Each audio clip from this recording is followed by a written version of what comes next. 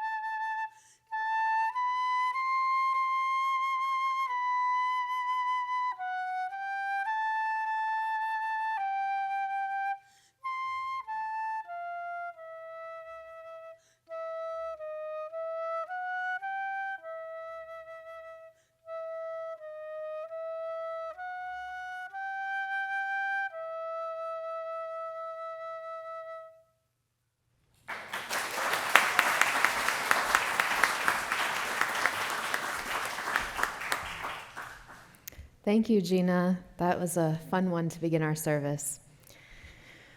Let's take a moment to reset and ground ourselves as we begin our worship this morning.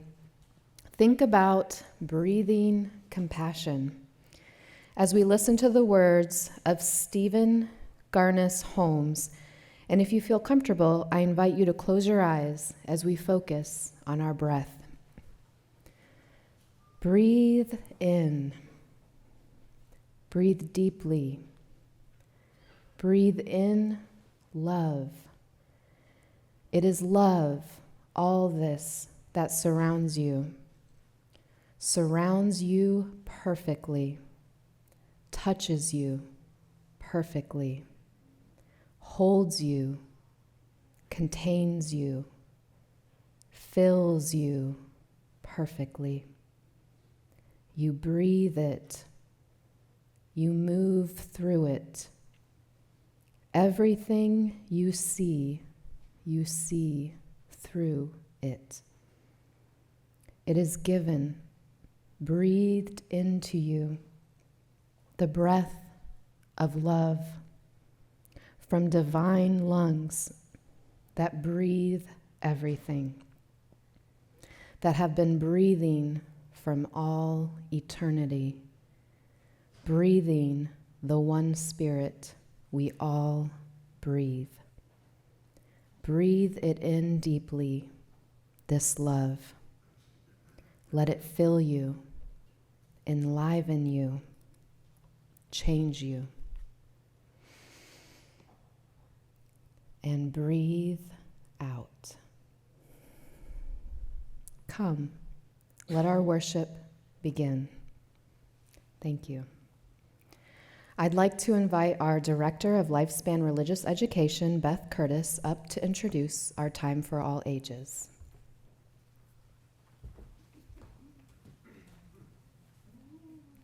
Good morning. I think we can honestly say that fall has reached Florida at last. Okay, round of applause, yes.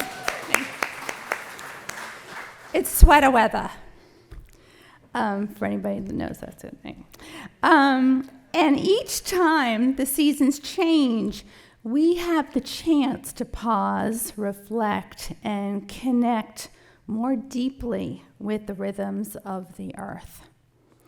One group that helps us do that, both within our congregation and across the larger UU world, is the Covenant of Unitarian Universalist Pagans, often called CUPS.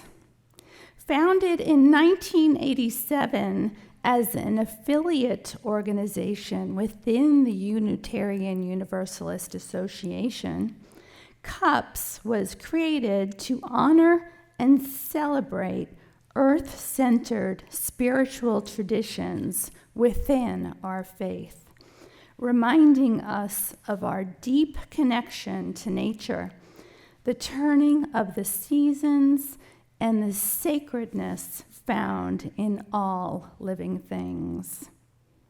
Now, we know that many of our modern autumnal Halloween traditions have their roots in ancient pagan celebrations of the ancient pagan celebration of Samhain, the pagan New Year, and the night when the veil between the living and the dead is said to be the thinnest.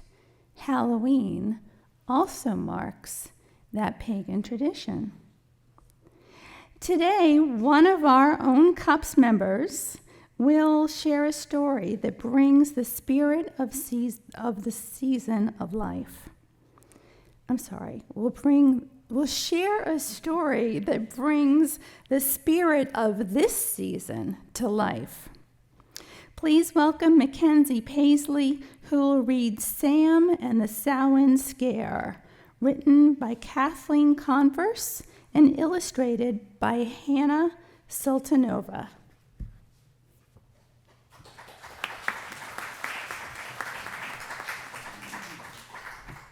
Hello, everybody. Okay, so this is Sam and the Samhain Scare. The wheel has turned, Samhain is here, the veil is thin, and spirits are near.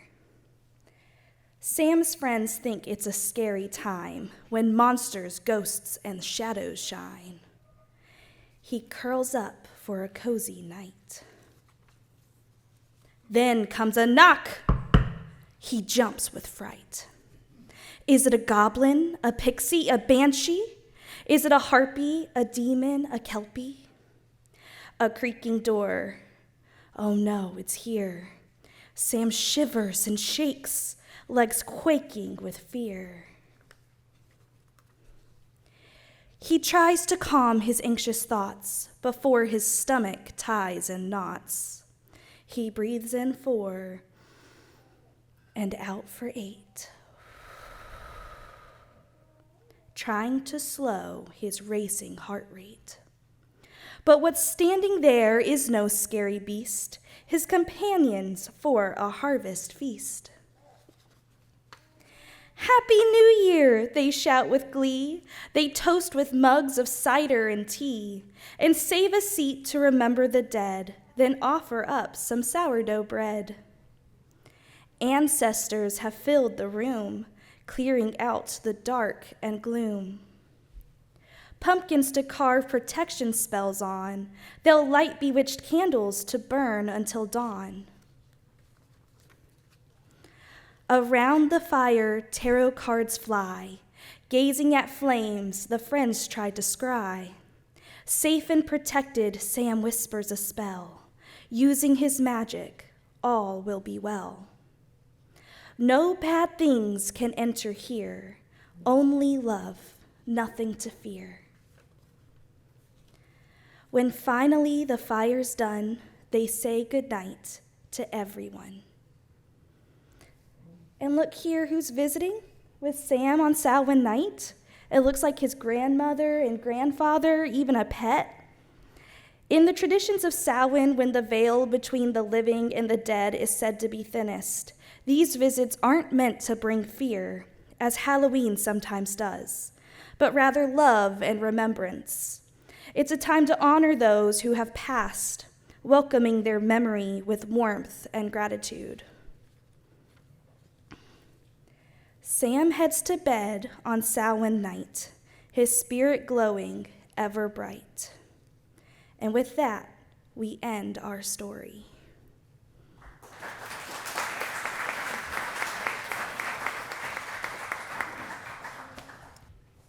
I'd like to extend an official good morning and welcome to Buckman Bridge Unitarian Universalist Church, or as we lovingly call it, BBUUC, a community where we strive to create a sense of belonging for all. This month, our spiritual theme is cultivating compassion. As Unitarian Universalists, we believe compassion is more than a feeling. It's a practice. It's how we show up for one another, how we listen, how we forgive, and how we grow together in community. Here at BBUUC, we seek to live our values aloud, not alone. Our open-minded and open-hearted spiritual community helps people lead lives grounded in justice, love, learning, and hope. You can find our shared values printed on the back of your order of service. As we continue navigating this wondrous and mysterious journey of life, may we remember that each time we gather, whether in joy or struggle, we are nurturing the seeds of compassion within ourselves and among one another. I'm grateful that you've chosen to be here with us this morning to do just that. I'd like to extend a special welcome to any guests or newcomers joining us today. If this is your first time here, we're so glad you came. May you find in this space a spirit of warmth, openness, and understanding. If you'd like to learn more about Unitarian Universalism or BBUUC, please stop by the welcome table near the entryway after the service. There you'll find information about our community, our ministries, and our ongoing Learn About UU and Learn About BBUUC classes. And as always, we invite you to join us for coffee, snacks, and conversation at the back of the sanctuary after the service. Another wonderful opportunity to practice compassion in the simplest and most joyful of ways, by connecting with one another. We also hope that you'll check out our gallery of auction items on the walls. They range from massages to pressure cleaning to dinners. Scan the QR codes to bid, and all income will be matched by a generous donor. Also, did you know that BBUUC is proudly hosting the Northeast World AIDS Day on Monday, December 1st at 7 p.m.? This is an exciting honor. Please put December 1st on your calendars. Our Congregational Health and Vision Survey results are in and will be available to you on November 1st by a link sent to your email, so be on the lookout for an email from BBUUC. There will also be scheduled informal meetings to discuss. As always, check out your order of service, our monthly newsletter, our weekly emails, and the bulletin boards for information on our community's many activities and events. As you can see, there are so many exciting things happening in our church. As we consider saying yes to life, truth, and love this morning in our opening hymn, I'd like to invite the song leaders up to help lead us in hymn number 6, Just As Long As I Have Breath, which can be found in the gray hymnal or follow along on the screen. We will be singing all 3 verses, and I invite you to stand in body or spirit and join in singing.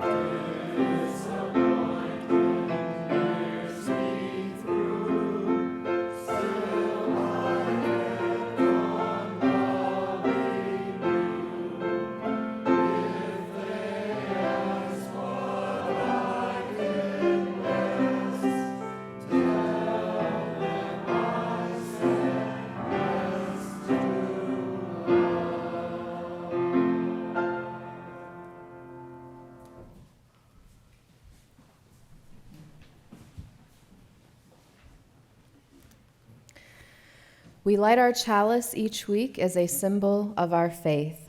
I'd like to invite Rusty Turner up to the front to light our chalice. Please hear the words of Gregory Pelly. And so we gather from the ebb and flow of our lives, thirsty for connection to ourselves, thirsty for connection to others, thirsty for connection to the larger life. As we light this chalice, may all who gather here be filled with joy and hope, filled with compassion and love. Here, may we be filled so that we may pour ourselves out into the world. Thank you, Rusty. Each week, we read together our congregational covenant, which defines our promise of community with one another, especially as we are cultivating compassion. You can find our covenant printed in your order of service as well as on the screen, and I invite you to speak the words aloud together in unison. Please join me. We covenant to engage one another with honesty, kindness, and respect, to value diversity, seek understanding of our differences, and practice gracious accountability with care, love, and empathy. We make these promises to those who are here and those yet to come, so that we may be a safe, welcoming, and beloved community of acceptance, learning, and transformation. Please rise in body or spirit and join in singing our call to worship. The words are printed in your order of service as well as projected on the screen.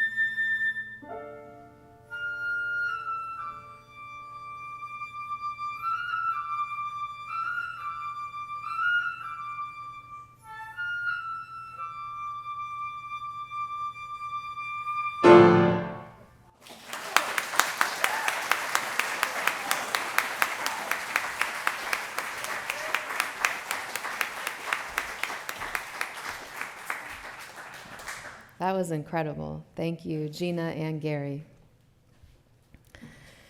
Paul Dalzell reminds us that the offering we take each Sunday is an opportunity to recommit to this place and to these people. It is as much a ritual as singing together, lighting our chalice, or reciting our congregational covenant. It is a reminder of that form of love we call generosity. It is how we show that we believe it is important to worship together, to help our community, and to say yes to the values of our faith. You can find giving envelopes in the hymnals, or you can use the QR code in your order of service to donate, or go to the donate link on our website, bbuuc.org.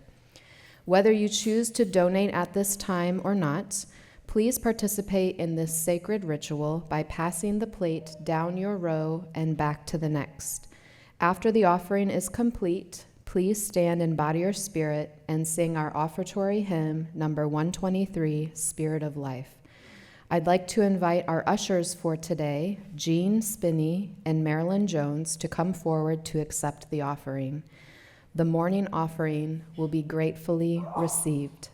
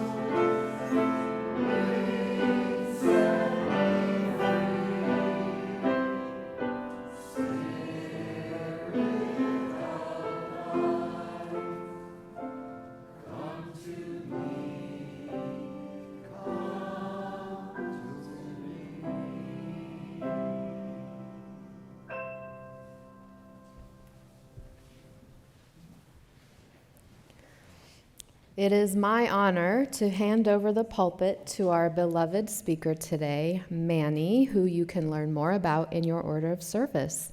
Manny, it's all yours. Thank you. Thank you very much. Good morning, everybody. You may remember in the fall every year when you returned to school from summer vacation, you most likely had an assignment to write an essay titled, "What I Did During My Summer Vacation." allow me to share what I did this past summer. I dove into various books and articles and watched multiple videos on the topic of near-death experiences. Of course, I'm permanently now on summer vacation as I retired this year, and I can devote time to do the things that interest me, that I love to do, spend more time with Rusty, my sister, and of course, with you all here.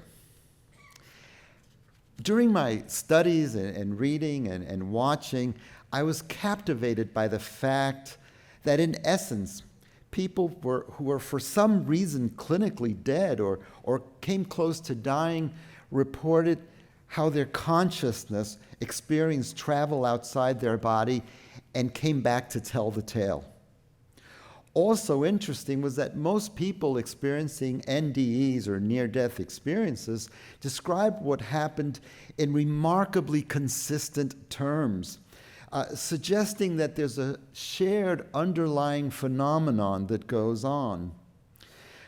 I went through a tunnel. I crossed a river. I met loved ones. I saw a light.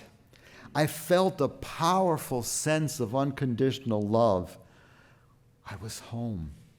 And this is consistently over and over and over again. The folks who went through this experience are all reporting the same thing. My interest in this area goes back a long way. I remember the first time I came across the subject of NDEs was around 1975, and I was riding the Long Island Railroad coming back to Long Island from my job in Manhattan.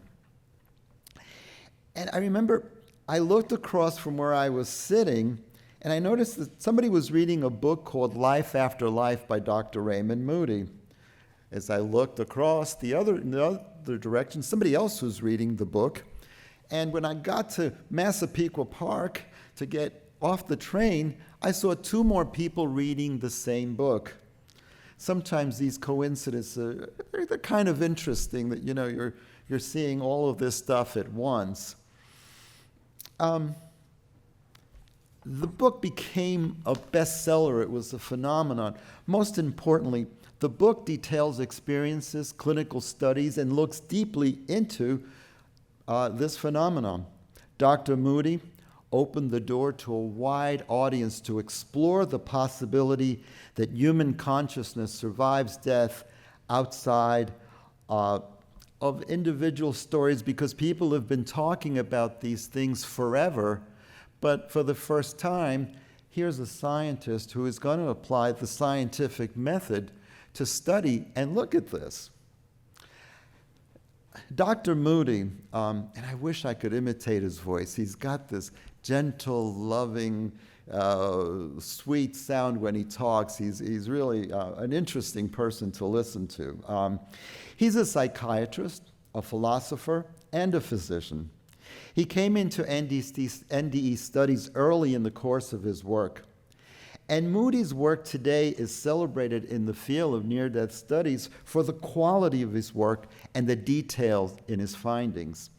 And finally, for giving the science community a term to unify research in essential ways. Using his training as a scientist, he opened the door to a new area of study.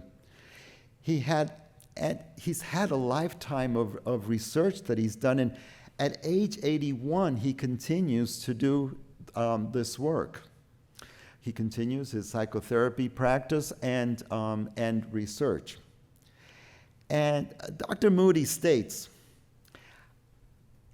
in his soft, gentle, imagine a soft, gentle voice saying this, I don't mind saying that after talking with over 1,000 people who have had these experiences, and having experienced many times some of the really baffling and unusual features of these experiences, it has given me great confidence that there is a life after death. As a matter of fact, I must confess to you in all honesty that I have absolutely no doubt, on the basis of what my patients have told me, that they did get a glimpse of the beyond. Now, NDE studies under other scientists, including social scientists, continue to explore the psychological, physiological and spiritual aspects of NDEs, revealing the profound impact on individuals' lives and their perceptions or consciousness. The field has expanded to include contributions from various disciplines, including psychology, psychiatry, and medicine. The first groundbreaking and significant study in this field is the AWARE, A-W-A-R-E, meaning awareness during resuscitation study, which involved about 2,000 patients across multiple hospitals. Now, further studies later on have involved as many as 6,000 people studying the same thing. But this original study aimed to investigate the mental experiences of individuals during cardiac arrest and assess the validity of claims regarding out-of-body experiences. The findings suggested that some individuals may have conscious experience during periods when they were clinically dead, flatlined, and they come back and they tell these stories. Some of the amazing things that patients have presented to their doctors are, for example, clinically dead. They come back and they tell of conversations that the doctor was having. Oh, we're losing him, we've lost him, or things like that. Or even more fascinating to me is that patients reported to their doctors conversations that they had in another room. Here is their body, they flatlined, and they're presenting conversations. So this is what fascinated people and opened it to clinical study, because there's something going on here. And any scholar worth their salt is going to want to look into this and see what's going on. So what is consciousness? How do we define consciousness? We're dealing with people in multiple disciplines who are going to define consciousness differently. In spirituality, consciousness refers to a heightened sense of awareness that transcends the physical realm, connecting to one's surroundings, encompassing a deeper understanding of existence and interconnectedness. In psychology, consciousness is very concrete and is defined as awareness of your thoughts, memories, feelings, sensations, and environments. In philosophy, and I'm sure Mark Yount would be much better explaining this one, but I'm going to give it a try. In philosophy, consciousness is a pivotal topic that goes beyond being awake or aware, but involves various definitions, because different philosophers have come up with actual very divergent explanations and interpretations. But basically, they delve deeply into the nature of self, mind-body relationship, and in addition, philosophers are going to add ethical considerations to what's going on.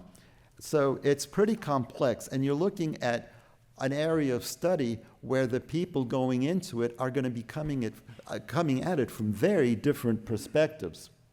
So what is consciousness to you? So imagine, don't do this, because if you do this, then you can't hear me. So imagine you've closed your eyes and covered your ears. By suspending your senses, you are now making a brief connection to your essence, which is an aspect of your consciousness. That you that is inside you, that goes beyond everything that surrounds you, beyond your senses. If you meditate, if you're a person that meditates and you enter a meditative state, you're also entering into the essence of your consciousness. That's who you are. And that's what these scientists and these folks are trying to study.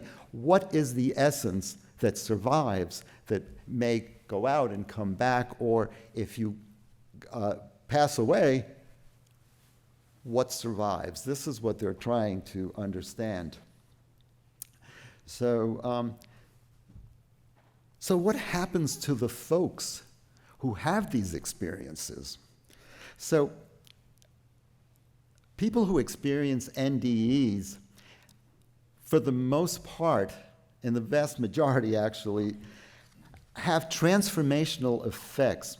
And research indicates that NDEs often lead to profound changes in individuals' perspectives on life, death, and their personal values. Many people report a shift away from materialistic pursuits towards more meaningful and purpose-driven lives after experiencing an NDE. This transformation can include changes in career paths, relationships, and overall life priorities, and an enhanced perspective on both life and death. Having an NDE can change a sense of purpose and give someone a very fresh perspective on life.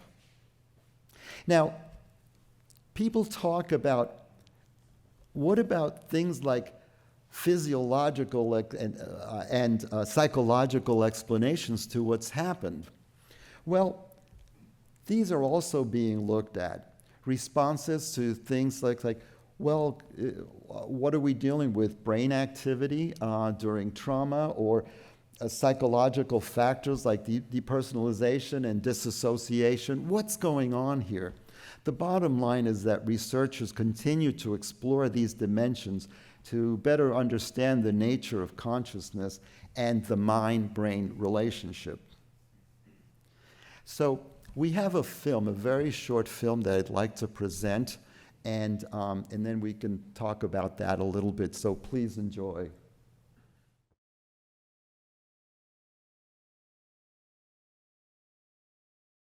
Dr. Long is the person who did the 6,000 person study, and he's talking from his experience. So NDE studies represent a fascinating intersection of science, spirituality, and psychology, and it offers insights into the human experience at the brink of death. As research continues to evolve, it challenges our understanding of consciousness and the potential for experiences beyond the physical body. As the exploration of near-death experiences deepens, it is important to recognize the diversity of perspectives and ongoing debates that shape our understanding of consciousness and what may be beyond physical existence. New findings and personal accounts continuously add layers to the conversation, inviting us to remain open-minded and curious. Whether approached from a scientific inquiry, spiritual reflection, or psychological study, the field encourages us to ask meaningful questions and reflect on our own beliefs about life, death, and the essence of being. As we move forward, let us honor both the rigor of research and the transformative power of individual stories. For me, it's hearing the individual stories that really cemented a lot of my understanding of what this is about. And in addition to individual stories, fostering a space where compassion and inquiry go hand in hand. This is an ongoing learning process. So, as we conclude the month of October with a theme of cultivating compassion, we continue our search for truth and meaning. What I presented here are questions and possibilities. I lovingly and respectfully remind myself and others that we each have a responsibility to explore, to learn, and to draw our own conclusions. Amen.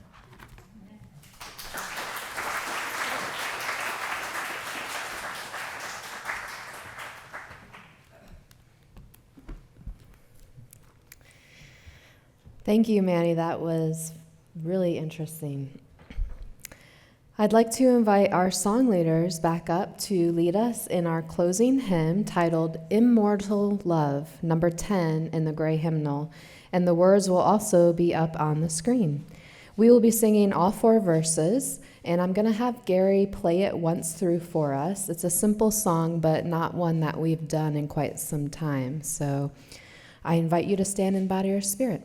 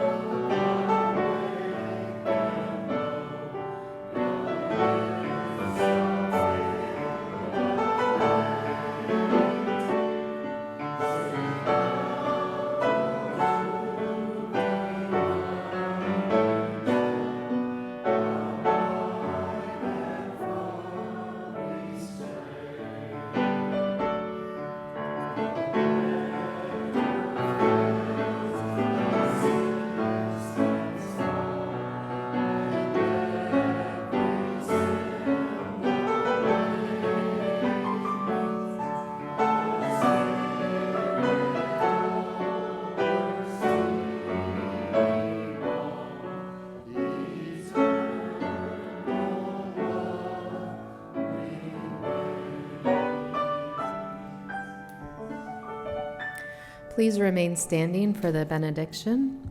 I'd like to invite Rusty back up, please, to extinguish the chalice as we listen to the words of Jane Rezka. When all is quiet and we are small and the night is dark, may we hear the tender breathing of all who lie awake with us in fear, that together we may gather strength to live with love and kindness and confidence. Amen and blessed be. Thank you.